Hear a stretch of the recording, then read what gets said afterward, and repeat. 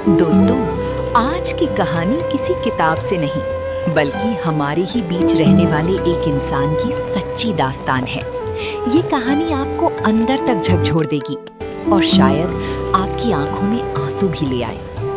ये बात है दिल्ली के एक छोटे से रेलवे स्टेशन के पास की, जहां रमेश नाम का एक 25 साल का लड़का चाय की छोटी सी दुकान चलाता था। रमेश के माता पिता इस दुनिया में नहीं थे, वो अकेला था, लेकिन उसका दिल बहुत साफ था। दिसंबर की कड़कड़ाती ठंड थी। रात के करीब 11 बज रहे थे। रमेश अपनी दुकान समेटने ही वाला था कि तभी एक बूढ़ी माँ उसकी दुकान के सामने आकर खड़ी हो गई। उनकी फटी हुई साड़ी ठंड को रोक नहीं पा रही थी और वे बुरी तरह कांप रही थीं। रमेश ने पूछा, अम्मा, इतनी रात को यहाँ क्या कर रही हो? घर नहीं जाना?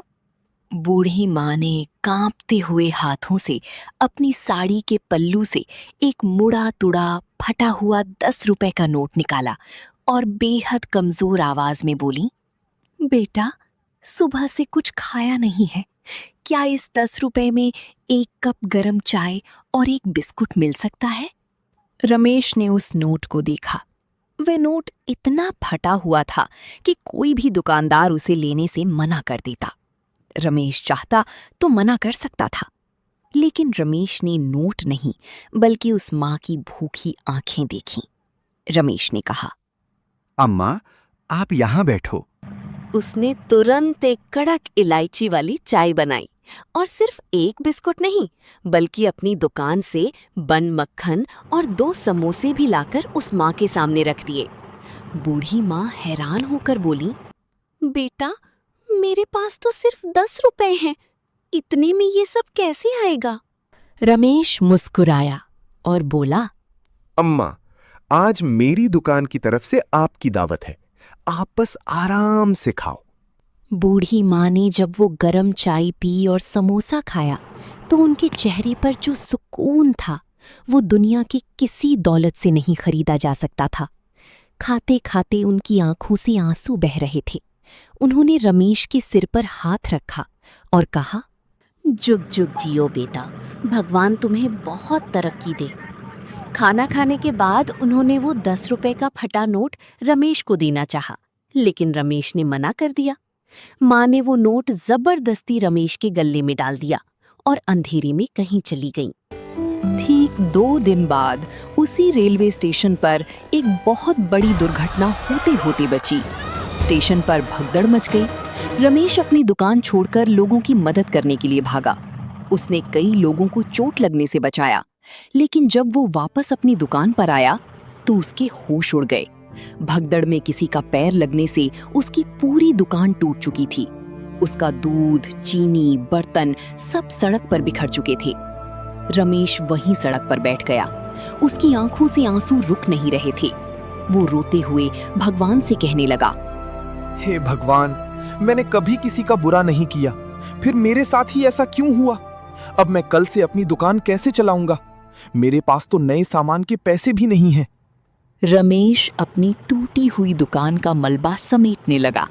तभी उसकी नजर जमीन पर पड़े अपने उस गल्ले कैश बॉक्स पर पड़ी जो टूट चुका था। उसके सारे पैसे गायब हो चुके थे। शायद कोई उठा ले गया था। लेकिन उस मलबे के बीच धूल में सना हुआ वही 10 रुपए का फटा हुआ नोट पड़ा था जो उस बूढ़ी माँ ने उसे दिया था। रमेश ने उस नोट को उठाया और रोते हुए अपनी जेब में रख लिया। वो घर जाने के लिए मुड़ा ही था कि तभी एक चमचमाती बड़ी गाड़ी उसकी दुकान के सामने आकर रुकी। उस गाड़ी से एक सूट बूट पहने हुए अमीर सज्जन बाहर निकले। उन्होंने रमेश से पूछा, क्या तुम्हारा नाम रमेश है? और क्या ये तुम्हारी चाय की दुकान थी? रमेश ने डरते हुए कहा, जी साहब, लेकिन अब तो सब बर्बाद हो गया। वो अमीर आदमी मुस्कुराया और उसने अपनी जेब से एक लिफाफा निकाला। उस लिफाफे में 50,000 रुपए नगद थे। रमेश हैरान रह गया। उसने कहा, साहब, ये क्या है? मैं आपको नहीं जानता। उस अमीर आदमी की आंखों में आंसू आ गए। उसने कहा, रमेश, तुम मुझे नहीं जानते, लेकिन मैं तुम्हें जानता हूँ। 2 दिन पहले तुमने जिस बूढ़ी माँ को अपनी दुकान पर मुफ्त में खाना खिलाया था, वो मेरी माँ थी। रमेश दंग रह गया।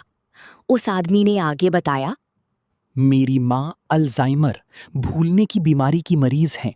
वो 2 दिन पहले घर का रास्ता भूलकर इस स्टेशन पर आ गई थीं।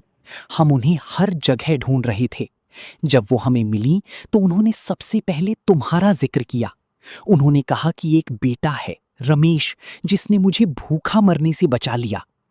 उस अमीर आदमी ने रमेश का हाथ पकड़ा और कहा, ये 50,000 रुपए तुम्हारी दुकान को दोबारा खड़ा करने के लिए नहीं है, बल्कि ये उस दुआ की कीमत है जो मेरी माँ ने तुम्हें दी थी।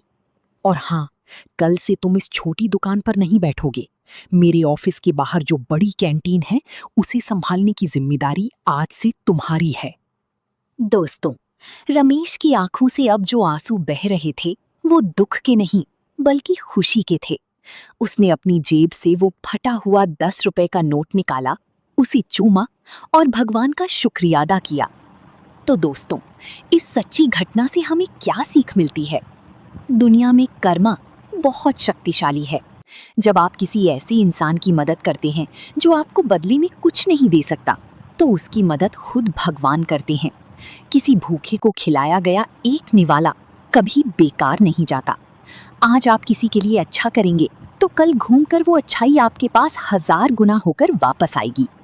अगर आपको ये कहानी अच्छी लगी हो तो नीचे कमेंट में जय श्री कृष्णा या कर्मा सच है जरूर लिखें और अपनी दोस्तों के साथ इसे शेयर करना ना भूलें। धन्यवाद।